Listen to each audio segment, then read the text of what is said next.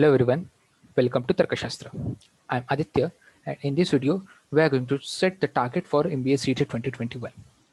तो अभी आपने रिसेंटली हमारा एक वीडियो देखा रहेगा या जिसमें हमने अभी रिसेंट एक अपडेट दिया था विच was published on MBA DTE website, DTE Maharashtra website regarding the tenders of all the CETs इन महाराष्ट्र.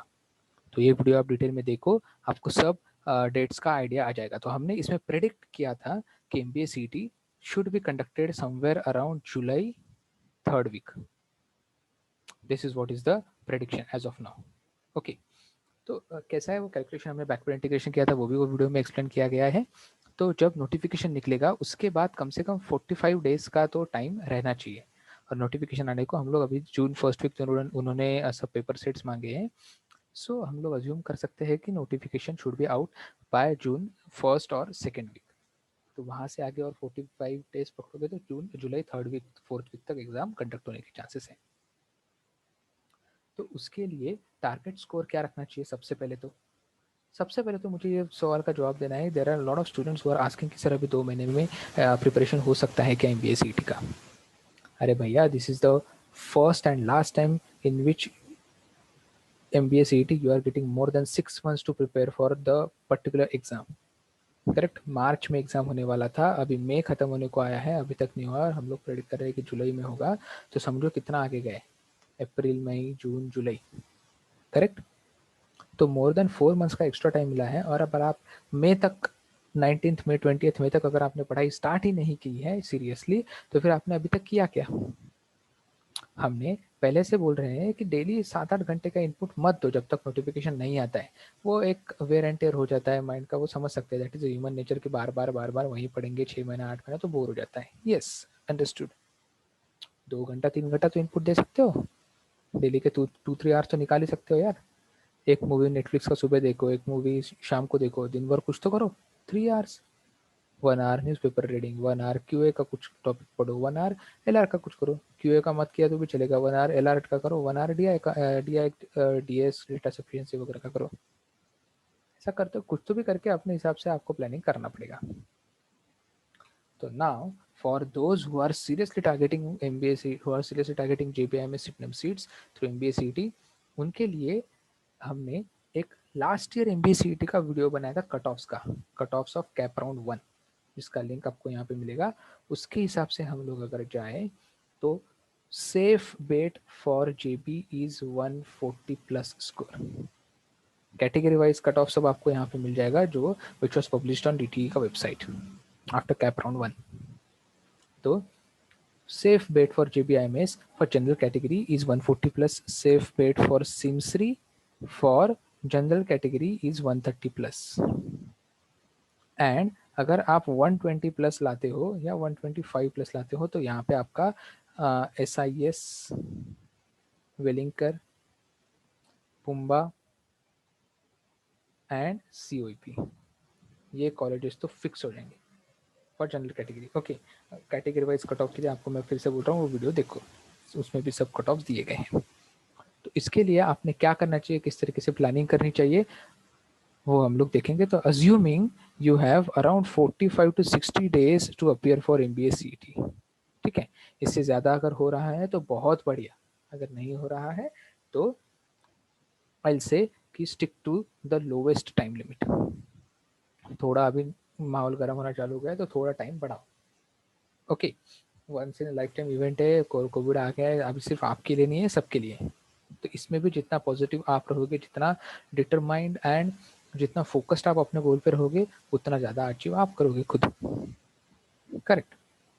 तो सबसे पहले आपने प्रिपरेशन स्टार्ट करने के पहले एक बेंचमार्क मॉक देना चाहिए. इसमें जो स्कोर आएगा उसका एनालिसिस करके, वो मॉक का एनालिसिस करके आपने स्वॉट एनालिसिस करना है खुद का. तो ये मॉक का लेटेस्ट अज्यूम आपको 80 स्कोर आया आउट ऑफ 200. तो इसका स्वॉट एनालिसिस करोगे आप, कंप्लीट एनालिसिस करके जो टॉपिक्स है उसको strength, weakness, threats and opportunities में डिवाइड करोगे. तो सबसे पहले मैं बात करूंगा थ्रेट्स के बारे में. तो ये टॉपिक्स वो टॉपिक होते हैं जिनका वेटेज हार्डली एक क्वेश्चन या 2 क्वेश्चंस आते हैं. फिर वो टॉपिक प्रिपेयर करने को आपको टाइम लगता है कम से कम 8 से 10 घंटा मिनिमम. ओके, इससे ज़्यादा ही लगेगा depending upon your comfort level with that topic. And your preparedness is zero. Your preparedness is zero in this topic. जैसे मैं अगर एग्जांपल बताना चाहूँ तो ज्योमेट्री, बहुत सारे लोगों को ज्योमेट्री के इतने सारे फॉर्मूलेज याद करना बहुत दिक्कत का काम जाता है, और वो करना भी नहीं चाहिए एमबीए सीईटी में, क्योंकि वो 1 मार्क के लिए क्वेश्चन आता है, मर के आया तो 2 क्वेश्चन आएंगे. ज्योमेट्री पूरा प्रिपेयर करने के लिए कम से कम आपको 2 दिन का इनपुट देना पड़ेगा. और अभी आपका 2 दिन का इनपुट देने का सच में क्या माइंडसेट है उसमें 1 मार्क के लिए, जब आपको पता है, that is very difficult, right. So ऐसे जो टॉपिक्स है वो आपको आइडेंटिफाई करने हैं. हमने सब प्रीवियस वीडियोस में सब टॉपिक्स का वेटेज दिया गया है, स्टडी प्लान जो दिए थे उसका उसमें सब वेटेज दिया गया है टॉपिक वाइज. तो आपको वो सब एनालिसिस करना है खुद के एंड पे भी, and identify the threads topic की जो बहुत कम वेटेज आता है, जिसको प्रिपेयर करने को बहुत सारा टाइम लगेगा और जो आपको सच में प्रिपेयर करना भी नहीं है. वो टॉपिक हो गया थ्रेड.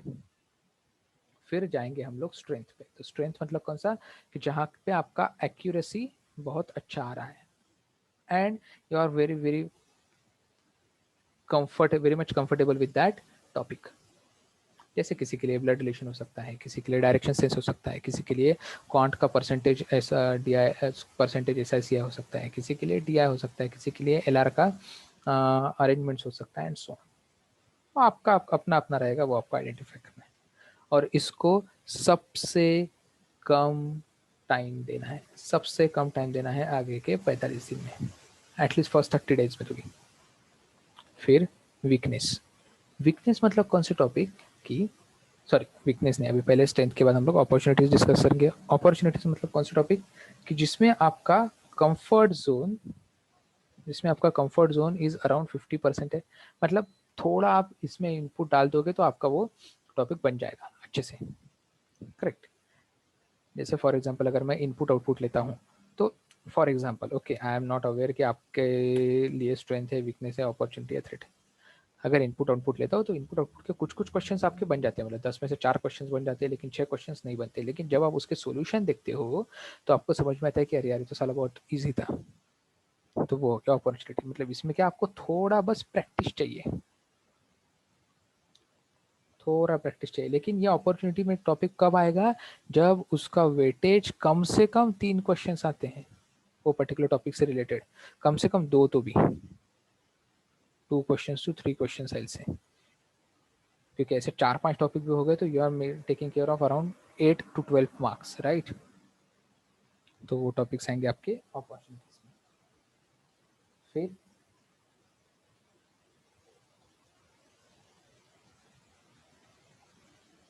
हम लोग डिस्कस करेंगे अभी थ्रेड्स के बारे में, वीकनेस के बारे में. तो वीकनेस में वो टॉपिक्स आएंगे आपके कि जहाँ पे आपका प्रिपेयर्डनेस थोड़ा कम है, लेकिन preparedness is less, but weightage is minimum 2+ questions. तो अगर आपको इनपुट आउटपुट जैसा टॉपिक या कोई भी एक पर्टिकुलर टॉपिक है जिसको बारे में आपको पता है कि वेटेज अच्छा है, लेकिन आपका प्रिपरेशन बहुत कम है, मतलब आपका कंफर्ट लेवल भी बहुत कम है, प्रिपरेशन भी बहुत कम है, तो वो हो गया वीकनेस. तो आपने ऐसे टॉपिक को अभी हाथ नहीं लगाना है. सबसे पहले आपने क्या करना है कि थ्रेड्स के टॉपिक आइडेंटिफाई करके कीप देम असाइड, उसको हाथ ही नहीं लगाना है. क्योंकि ऐसे अगर आपने 1-1 मार्क वाले 0-0 मार्क वाले 10 टॉपिक भी निकाले तो भी आप 200 में से सिर्फ 10 मार्क्स माइनस कर रहे हो, and you are still keeping 190 marks to play with for yourself, right. फिर अपॉर्चुनिटीज के टॉपिक की तरफ जाना है आपको. इसमें जितने भी टॉपिक्स है उसको आपको पहले 15 दिन में अच्छे से प्रिपेयर करना है.